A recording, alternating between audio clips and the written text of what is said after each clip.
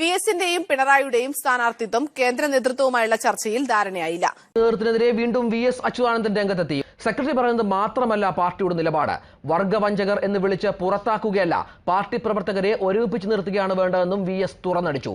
പരിപൂർണ ഐക്യത്തിൽ തെരഞ്ഞെടുപ്പിനെ നേരിടുന്നുവെന്ന CPM അവകാശവാദങ്ങൾക്കിടെയാണ് വി എസും പാർട്ടി നേതൃത്വവും തമ്മിലുള്ള ഭിന്നത വീണ്ടും മറന്നേക്ക് പുറത്തു വന്നത്. പാർട്ടി തീരുമാനങ്ങളും പാർട്ടി നിലപാടുകളും ഒക്കെ നിലനിൽക്കുന്നത് തന്നെയാണല്ലോ, അതല്ലാതിരിക്കില്ല. വി എസിന് സ്ഥാനാർത്ഥിത്വം നൽകിയതിനോടുള്ള പിണറായിയുടെ പ്രതികരണം ഇങ്ങനെ: സ്ഥാനാർത്ഥിത്വ പ്രശ്നം വേറെ, പാർട്ടി നിലപാട് വേറെ. സ്ഥാനാർത്ഥികൾ പൊതുവിൽ ഞങ്ങൾ കാര്യങ്ങളെല്ലാം ചർച്ച ചെയ്തുകൊണ്ടാണല്ലോ സ്ഥാനാർത്ഥികളെ തീരുമാനിക്കുക. ആ കൂട്ടത്തിൽ സഖാവ് വി എസും സ്ഥാനാർത്ഥിയായിട്ട് ഉണ്ടാകണം എന്ന് തന്നെയാണ് ഞങ്ങൾ കണ്ടത്. അങ്ങനെയാണ് വി എസ് സ്ഥാനാർത്ഥിയായിട്ടുള്ളത്, അല്ലാതെ അദ്ദേഹം തീരുമാനിച്ച സ്ഥാനാർത്ഥിയായതല്ല.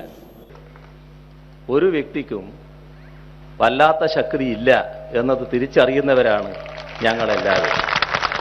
വിരട്ടലും വിലപേശലും ഈ പാർട്ടിയോട് വേണ്ട. വിരട്ടലിനും വിലപേശലിനും ഒന്നും വഴങ്ങിക്കൊടുക്കുന്നതല്ല ഈ പാർട്ടി. നമ്മൾ ഓർക്കേണ്ടതാണ്, അല്ലെങ്കിൽ ഓർക്കേണ്ടവർ ഓർക്കേണ്ടതാണ്. അത്രയും